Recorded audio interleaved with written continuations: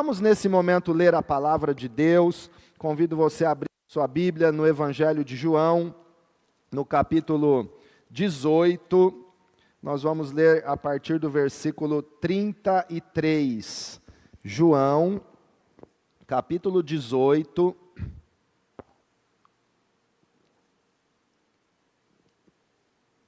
Versículo 33. Pilatos então voltou para o pretório, chamou Jesus e perguntou-lhe: Você é o rei dos judeus? Perguntou-lhe Jesus: Essa pergunta é tua ou outros te falaram a meu respeito? Respondeu Pilatos: Acaso sou judeu? Foram o seu povo e os chefes dos sacerdotes que o entregaram a mim. Que foi que você fez? Disse Jesus: O meu reino não é deste mundo. Se fosse, os meus servos lutariam para impedir que os judeus me prendessem. Mas agora o meu reino não é daqui. Então, você é rei? Disse Pilatos. Jesus respondeu: Tu dizes que sou rei. De fato, por essa razão nasci, e para isto vim ao mundo, para testemunhar da verdade. Todos os que são da verdade me ouvem. Que é a verdade? Perguntou Pilatos. Ele disse isso e saiu novamente para onde estavam os judeus e disse: Não acho nele motivo algum de acusação. Senhor meu Deus, a tua palavra é viva, gloriosa, eficaz, poderosa para salvar, para curar, para transformar a nossa vida. E nós pedimos, Pai, no nome de Jesus, que o Senhor fale conosco, abrindo os olhos do nosso entendimento e nos concedendo espírito de sabedoria e de revelação, para que possamos conhecer plenamente o Senhor e a tua vontade. Ó Deus, bendito e glorioso, corrobora-nos com o teu Espírito no homem interior, para que sejamos fortalecidos, renovados e abençoados de forma especial neste dia e em toda esta semana, Pai. Nós entregamos a Ti toda a honra, toda a glória, todo o louvor, e que o Senhor alcance a necessidade de cada um, de todos aqueles que estão reunidos no templo ou nas casas, que a bênção do Senhor alcance, que o poder do Senhor envolva estas vidas, em nome de Jesus. Amém. Graças a Deus, graças a Deus. Irmãos, eu tenho uma pergunta como tema desta mensagem de hoje para você, aqui no templo, você que está em casa. Para que eu nasci? Você já se fez esta pergunta? Para que você nasceu? Para que eu nasci? Por que viemos ao mundo? Esses dias eu estava ministrando aos pastores e citei um texto no livro de Esther, no capítulo 4, quando Mardoqueu disse para a rainha Esther, mandou dizer para ela, era um momento de perigo, era um momento de crise, decretos haviam sido feitos para destruir o povo judeu, e a rainha Esther era judia, era do povo judeu, e ela queria se esquivar. Ela estava dizendo: eu estou aqui, estou segura, não posso fazer nada, eu não posso entrar na presença do rei, não tem como eu defender o povo agora. E Mardoqueu mandou aquela mensagem para Esther, dizendo assim: se você te calares neste momento, livramento e proteção virão de outra parte para os judeus, mas você e a casa dos seus pais sofrerão as consequências. E quem sabe, se para um tempo como este, você chegou a esta posição onde está. Quem sabe, se não foi para um tempo difícil como este, que nós chegamos onde chegamos. Eu estava dizendo isso para pastores.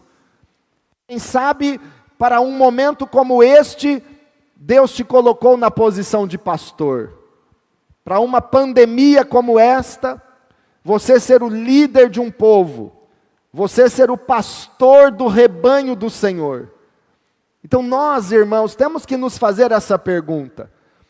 Num tempo como este, qual é o propósito de Deus para mim e para que eu estou aqui? Para que eu nasci? Para que eu vim ao mundo?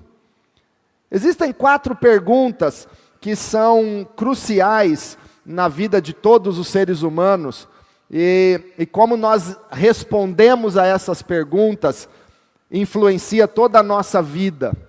Como nós cremos e o que nós enxergamos como respostas para essas 4 perguntas, fala muito da nossa vida e influencia toda a nossa história.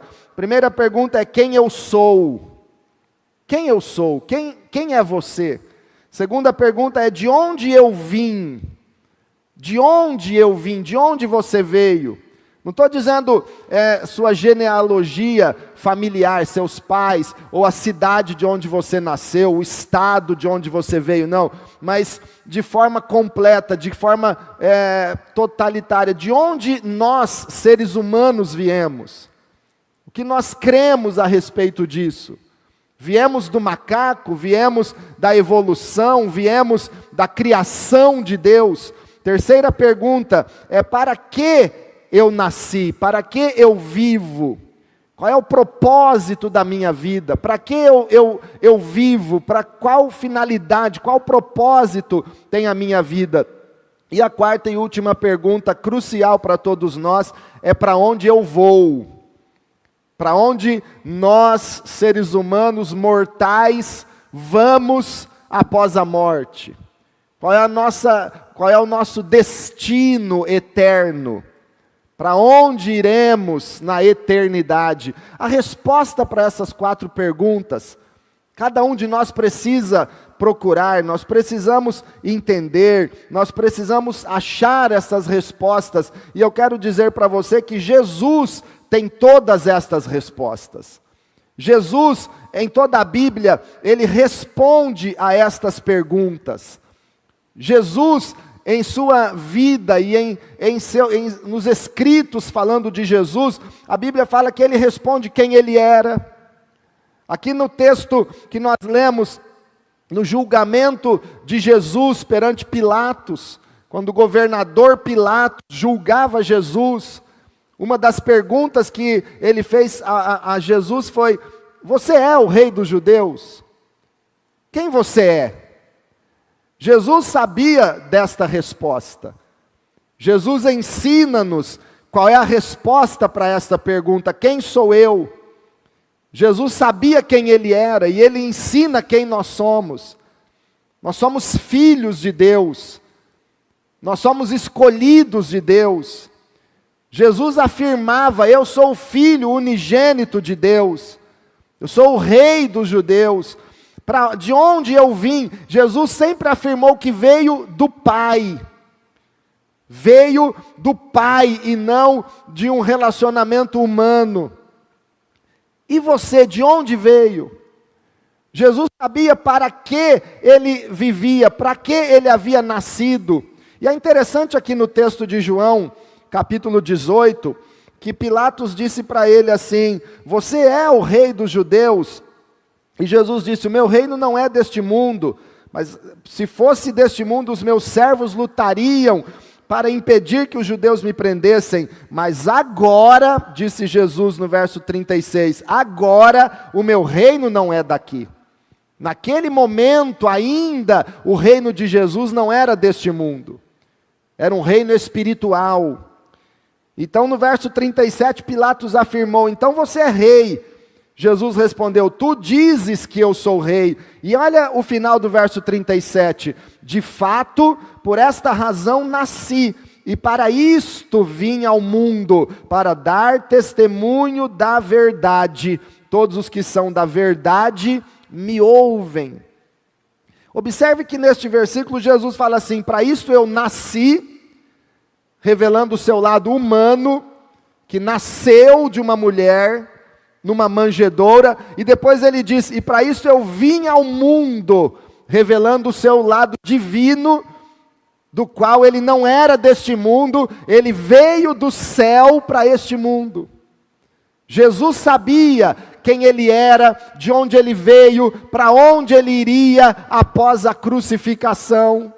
Ele sabia para que ele estava aqui, para que ele vivia, dizendo: eu vim aqui com este propósito, eu nasci e vim ao mundo para dar testemunho da verdade, para revelar a verdade.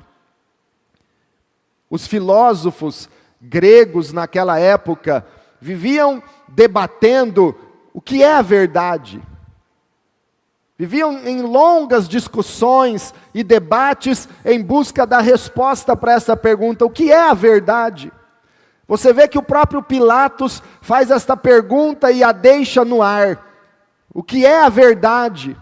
E vira as costas e vai para onde estavam os judeus, porque tanto para os romanos, quanto para os gregos, a verdade era subjetiva. Ninguém sabia o que era de fato a verdade, mas Jesus, ele está dizendo: eu vim para testemunhar acerca da verdade, para mostrar o que é a verdade, para revelar a verdade absoluta e não subjetiva. E eu e você, irmãos, graças a Deus, conhecemos o que é a verdade. A verdade é Jesus Cristo. Ele disse: eu sou o caminho, a verdade e a vida. E ele também disse: a tua palavra é a verdade, Senhor. Nós conhecemos a verdade absoluta e completa de Deus para a nossa vida, que é a palavra de Deus, e esta palavra que se fez carne e se chama Jesus Cristo de Nazaré. Aleluia! Aleluia! Jesus responde todas estas perguntas, e nós precisamos também receber a verdade de Deus em nós, para entendermos quem somos nós, de onde viemos, para que nós nascemos e para onde nós vamos. Eu quero afirmar para você que Deus é o nosso Criador, nós somos criaturas dele, recebidos por Deus como filhos. Então nós somos filhos de Deus e nós nascemos com um propósito. Você não está aqui por acaso. Você não é fruto da vontade humana.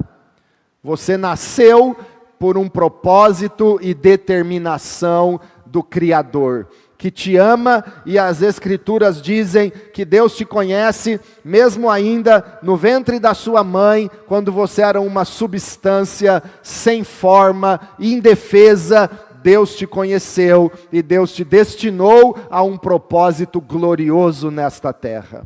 Então diga assim comigo: eu nasci com um propósito vencedor de Deus. Aleluia! Você já nasceu vencendo, você já é fruto da vitória de um espermatozoidezinho que venceu uma corrida com milhões de outros espermatozoides para que você nascesse e você estivesse aqui. Você já nasceu vencendo. Você nasceu para vencer, você nasceu para ser uma bênção, você nasceu com um propósito, você nasceu para dar certo. Rejeite as mentiras do diabo a teu respeito. Você não nasceu para ser um fracasso. Você nasceu para ser vitorioso. Você nasceu para glorificar a Deus com toda a sua vida e com a vitória que Deus te dá. Você nasceu para ser vitorioso, para dar certo. Diga assim: eu nasci para dar certo. Irmãos, quando nós cremos que Deus é o nosso Criador, e que Ele nos criou, Ele nos planejou, Ele tem propósitos na nossa vida, não tem como a gente acreditar que nós nascemos para ser um derrotado. Não tem como aceitar essa mentira demoníaca de que nós nascemos para ser um coitadinho. Eu nasci para sofrer. Absolutamente não. Você nasceu para dar certo na vida. Porque você é obra do Criador. Você é obra daquele que fez você e fez o homem e disse: vejo que isso é muito bom. Aleluia!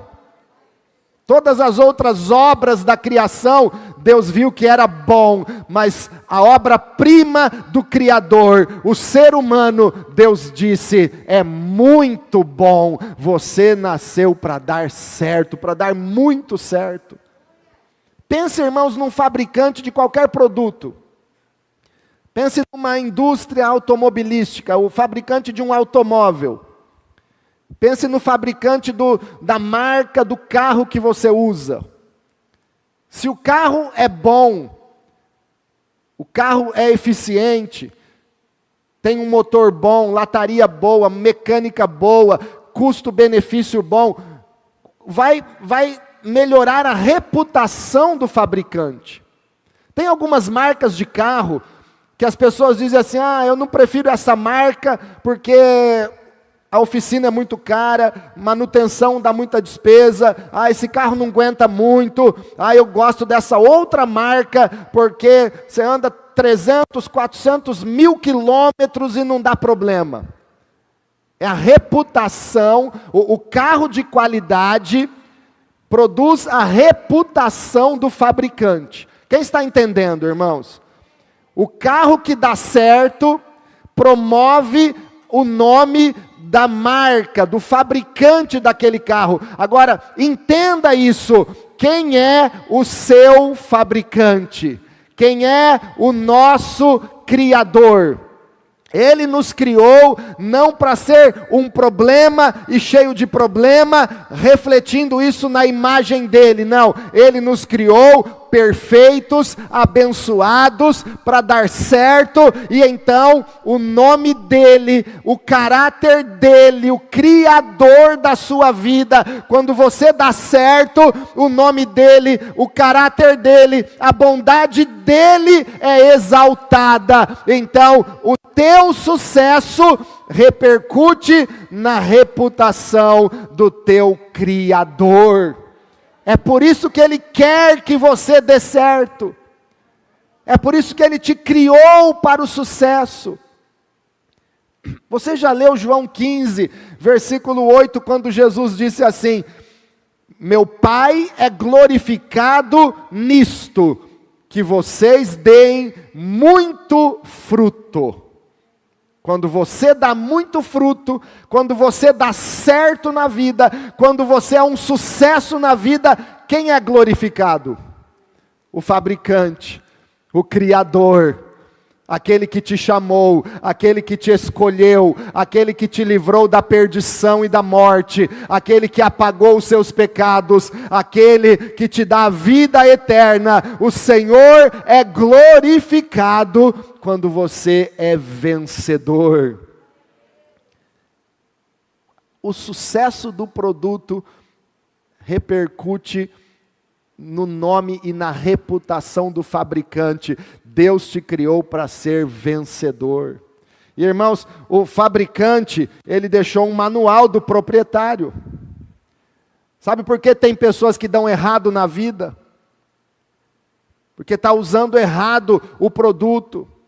Se você compra um carro, se você compra um eletrodoméstico, se você compra um celular e usa errado, não usa de acordo com o manual do fabricante, aquilo vai estragar facilmente. Você compra um carro a diesel, movido pelo combustível diesel, e quer abastecer com etanol. O que vai acontecer com aquele carro? Você compra um carro e põe um pneu que não é correto, põe a roda com o aro que não é o ideal. Vai acontecer alguma coisa, vai estragar. Você quer andar na velocidade acima da qual aquele carro foi projetado para alcançar, vai estragar. Mas quando você segue as instruções do fabricante, aquele produto de qualidade vai mais longe, e é um produto durável, e é um produto bom. Assim acontece conosco. Aqui está o manual do fabricante, os conselhos, os mandamentos, as regras do fabricante, do Criador, que é o nosso Deus, garantem o nosso sucesso prolongado e abençoado nesta terra. Mas se você não segue o manual do fabricante, o produto pode dar errado. E a culpa não é do Criador, a culpa é de quem está usando errado o produto. A culpa do nosso fracasso não é de Deus. A culpa de quando nós damos errado não é de Deus, é porque nós não estamos seguindo o manual. E quando precisa de um reparo, irmãos, a assistência técnica garantida é Jesus Cristo.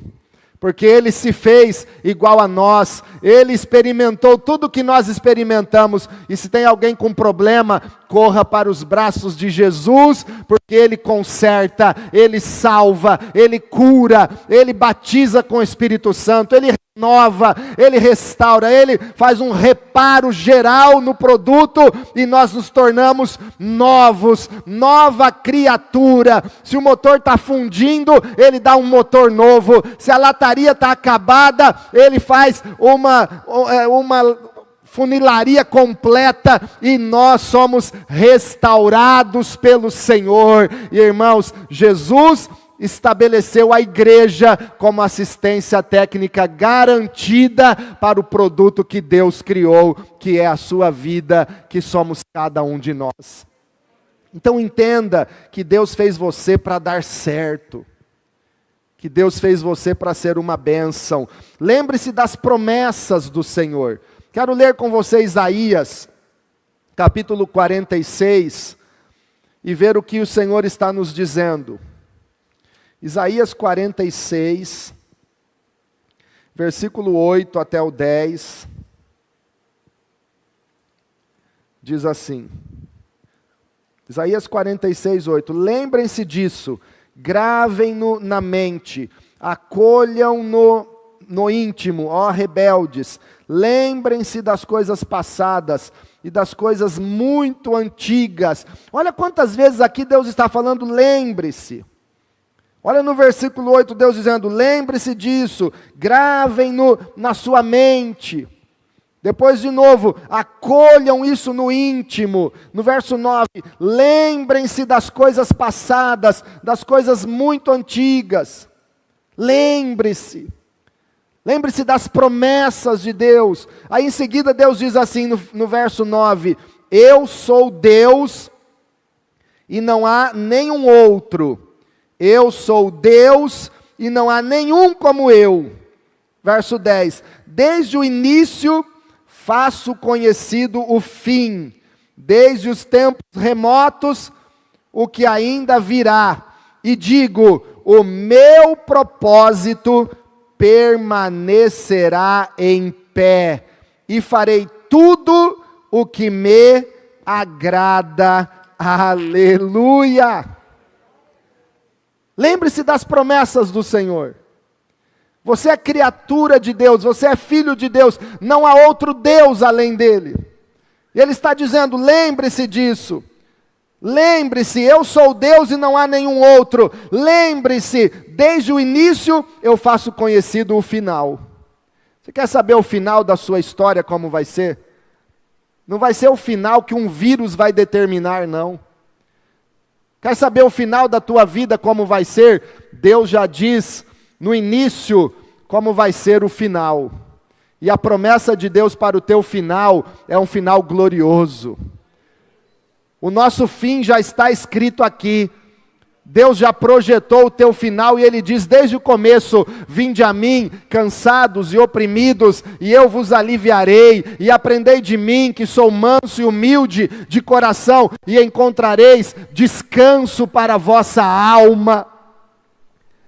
Deus diz desde o início qual é o final, e está escrito, irmãos, que no final Ele vai dizer assim: vinde, benditos de meu Pai, e possuí por herança o reino que está preparado para vocês antes da fundação do mundo.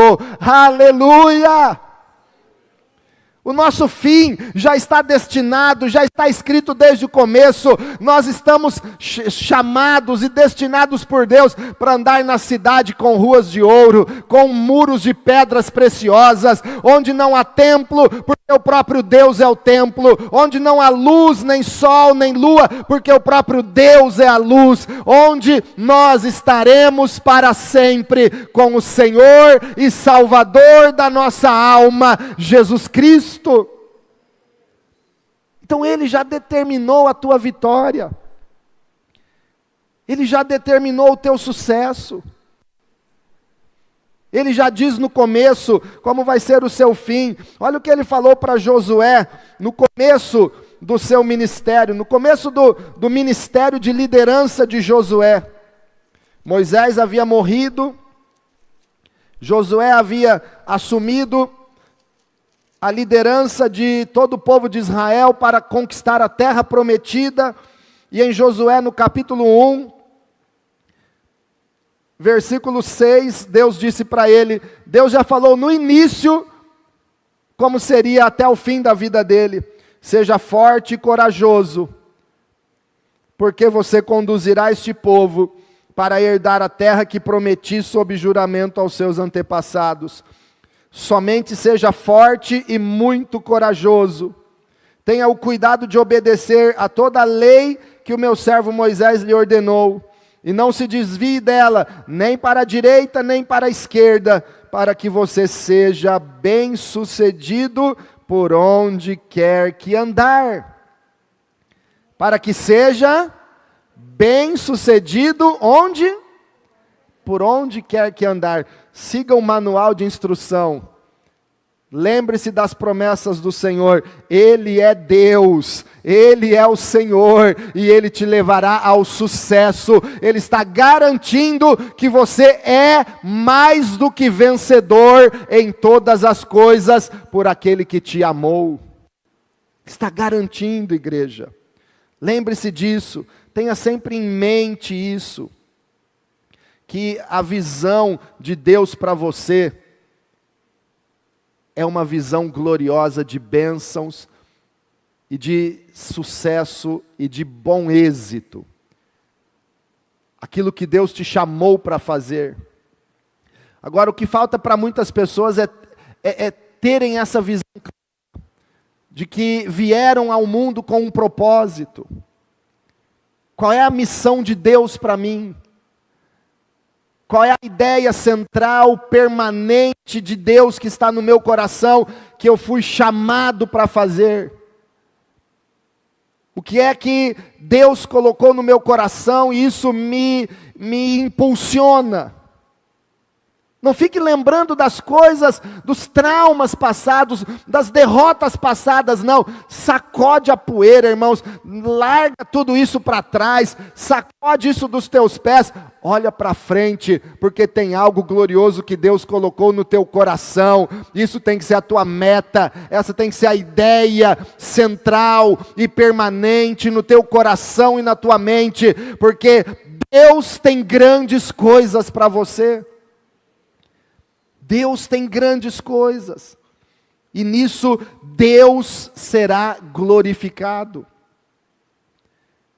Esse não é um tempo, irmãos, de ficar se lamentando, esse não é um tempo de ficar reclamando, dizendo, eu não aguento mais. Esse é um tempo de recomeço. Diga comigo, eu estou vivendo um tempo de recomeço. Esse é um tempo para recomeçar.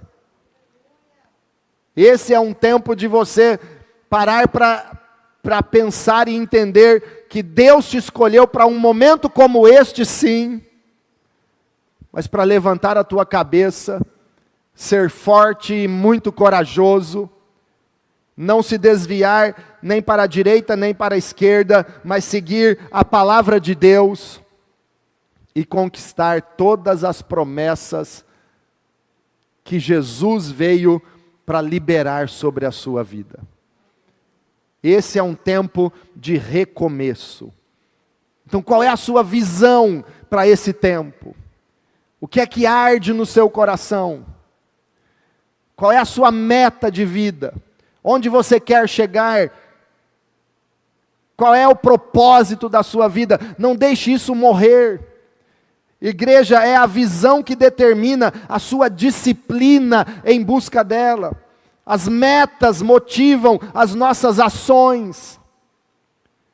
Foi por isso que Jesus enfrentou os sacerdotes, enfrentou a fúria da religiosidade judaica, enfrentou o Império Romano. Ele não tinha medo de ir para a cruz. Quando o governador dizia, você não se defende, eu posso te mandar prender, eu posso te mandar matar, ou eu posso te soltar. Jesus dizia, nenhuma autoridade teria sobre mim, se o meu Pai não lhe concedesse agora. Jesus sabia de onde ele tinha vindo, para onde ele estava indo, para o que ele estava aqui. Ele sabia que veio para dar testemunho da verdade, para entregar a sua vida na cruz do Calvário. Ele sabia que ele estava ali com um propósito. Ele não temia e não se desviava com qualquer outro obstáculo. É um tempo de recomeço, irmãos. Não é tempo de desistir. Não é tempo de desanimar. Ah, pastor, meus negócios estão difíceis agora, eu estou querendo desistir. É hora de você levantar a cabeça e perseverar um pouco mais, porque aquele que persevera, ele vence. Aquele que é forte, ele passa pela tempestade e chega na bonança, porque Deus tem o melhor para você. Moisés tinha propósitos gloriosos. Ele sabia que ele tinha nascido para livrar Israel da escravidão. Ele sabia disso. No palácio de Faraó, onde Moisés foi criado, ele sabia que ali não era o seu lugar. Mas aos 40 anos de idade, Moisés falhou. Porque ele quis adiantar o plano de Deus, realizando na sua hora e não na hora de Deus. Foi lá e matou um egípcio para defender um judeu, e teve que fugir para o deserto. Moisés falhou aos 40 anos, mas ele não desistiu, ele foi para o deserto, ele esperou outros 40 anos, e ele recomeçou 40 anos depois, com 80 anos de idade. Você recomeçaria aos 80 anos? Moisés recomeçou aos 80 anos. O rei Davi era o rei abençoado, conquistou tudo que ele podia, mas num determinado dia, numa tarde, quando era tempo dos reis irem à guerra, Davi ficou em Jerusalém, ficou no palácio, e à tarde ele foi tentado por ficar olhando para uma mulher bonita, e Davi falhou. Davi pecou. Cometeu um adultério, e depois, para encobertar o adultério, mandou matar o marido dela. Davi falhou. Mas quando foi repreendido, e sofreu as consequências, Davi recomeçou. Ele recomeçou depois da repreensão. Alguns anos depois, o seu próprio filho Absalão tomou-lhe o reino e destituiu Davi. Ele fugiu, mas Deus lhe deu a oportunidade. Absalão foi morto e Davi recomeçou. Já com idade avançada, Davi recomeçou. Homens e mulheres de Deus na Bíblia recomeçaram.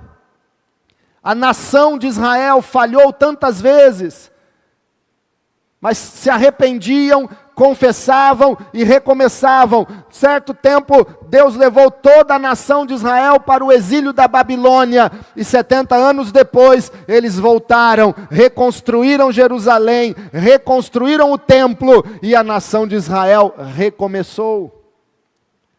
No ano 70 depois de Cristo, a nação de Israel foi destruída, o templo foi destruído, Jerusalém destruído, e os judeus dispersos pelo mundo inteiro. E em 1948, alguns anos depois do terrível Holocausto, Israel recomeçou como nação.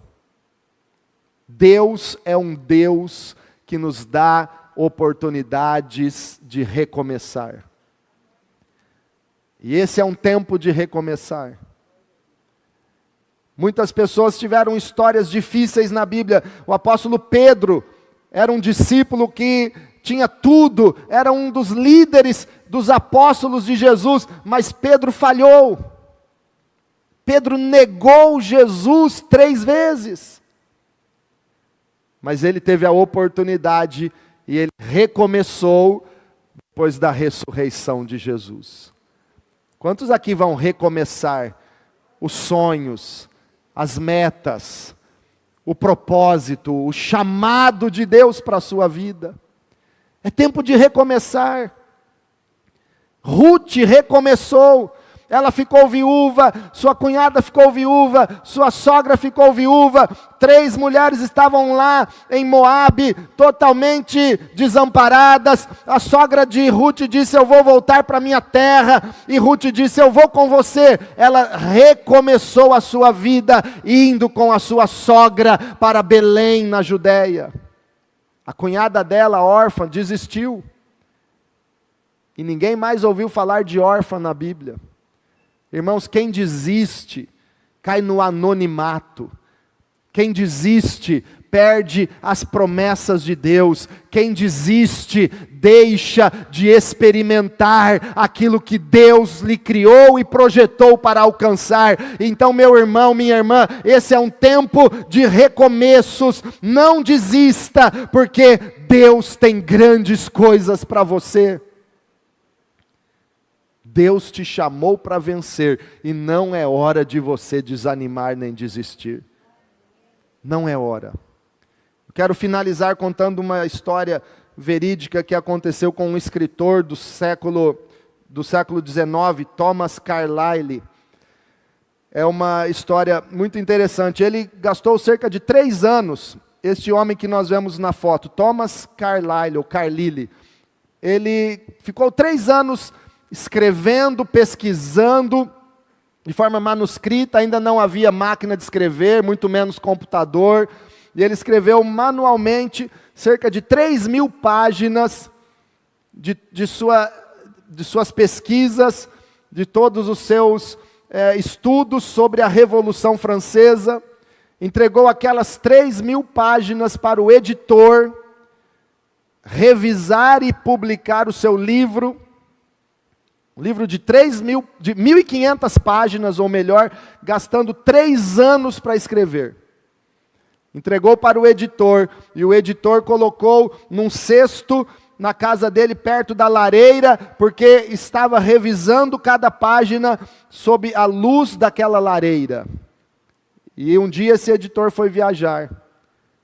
A empregada da casa viu aquele monte de papéis perto da lareira e pensou que fosse para ajudar a acender o fogo. Imagina o que ela fez. Jogou todas aquelas folhas na lareira e queimou todas. Não tinha cópia, não tinha arquivo, não tinha nuvem, não tinha pendrive, não tinha computador.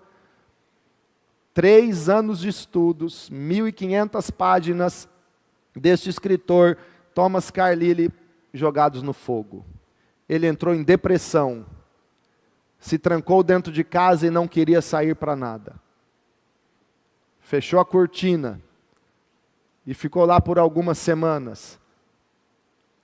Uns 2 meses depois, ele abriu a cortina da sua casa e viu que um muro que havia em frente de sua casa, um muro de uma igreja, de tijolos, havia caído.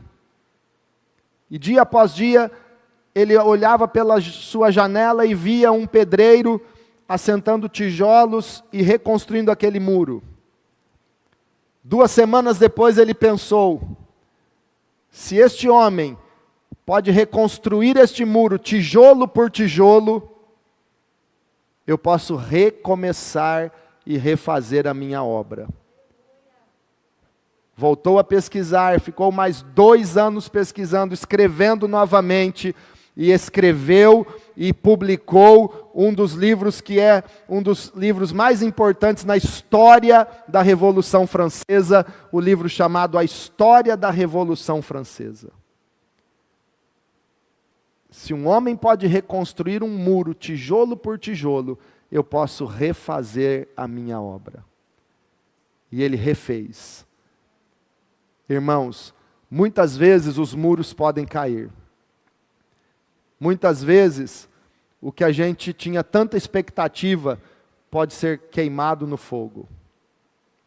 Mas Deus nos dá a oportunidade de recomeçar.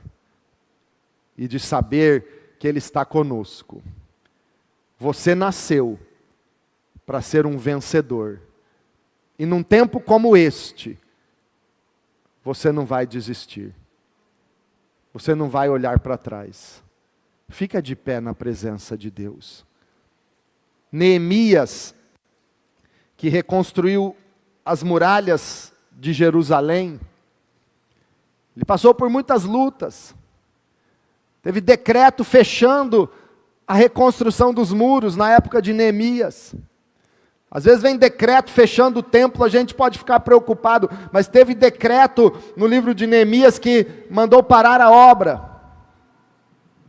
E muitas ameaças a Neemias. Só que a obra de Deus foi concluída. A obra daqueles muros foi concluída.